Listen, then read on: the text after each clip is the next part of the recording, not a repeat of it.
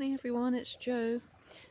Haven't done a video for nearly 2 weeks, I realise, so I thought I'd hop on this morning and just have a general chat.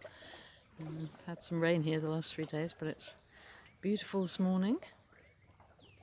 And I feel like, whether it's my eyesight, but the camera looks a bit out of focus, but anyway, if it is, that's why it's called a raw video. Anyway, talk about astrology, so either tomorrow, if you're in the American continents, or on the 20th, we have the next new moon and the first of the eclipses, a solar eclipse, which will be followed a couple of weeks later by a lunar eclipse. They always come in pairs, and then that sets the tone ahead for the next 6 months. But I feel with this one, it's quite a powerful one, and it could be shifting a few things, and also probably having an effect for a little bit longer. So really having a think about what your own intentions are, and also collective intentions is usually a good idea around eclipse time. And anyway, during a new moon, on the day of a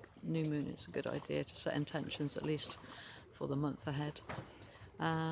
This one is actually going to be squared by Pluto, that's still in the early part of Aquarius at the moment, so it might be really pushing us for some change, for some transformations, and kind of asking us the question now, 4 weeks later, how have we been handling Pluto's ingress into Aquarius?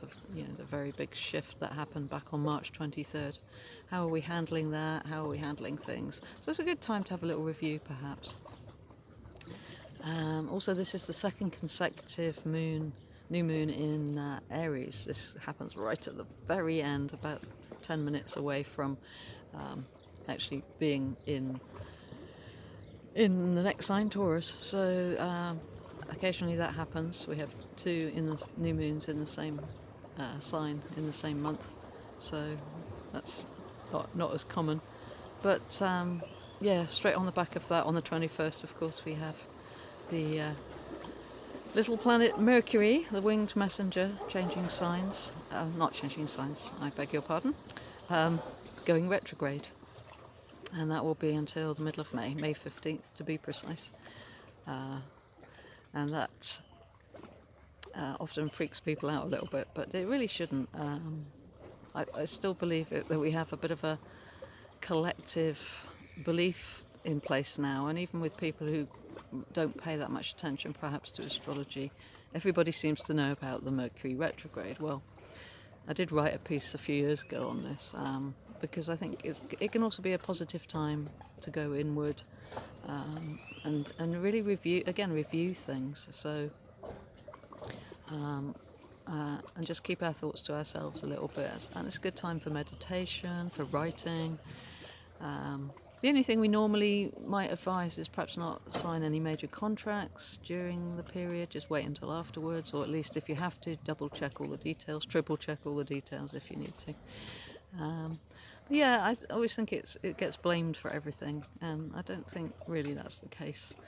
You just need to be aware, as we always do with everything, and try and see the positives in it, and give yourself perhaps some mental downtime for a few weeks, and not rush ahead with decisions. And then towards the end of the month of what month are we in? April, yes. Mars starts to move into a square aspect with Chiron, so I'm probably going to do a separate video on that one, because that's going to be an interesting one, I feel, and could be quite powerful. So I'll leave it at that for today, just a quick update on what's coming this week, really. And wishing you all a beautiful, beautiful day. Don't forget to like and subscribe if you want to be notified of more videos that I'm making, and I'll try to do them a little bit more regularly in future, but it's been a very busy time recently with one thing and another, so apologies for disappearing for nearly 2 weeks. Anyway, sending you all my love, and have a beautiful day.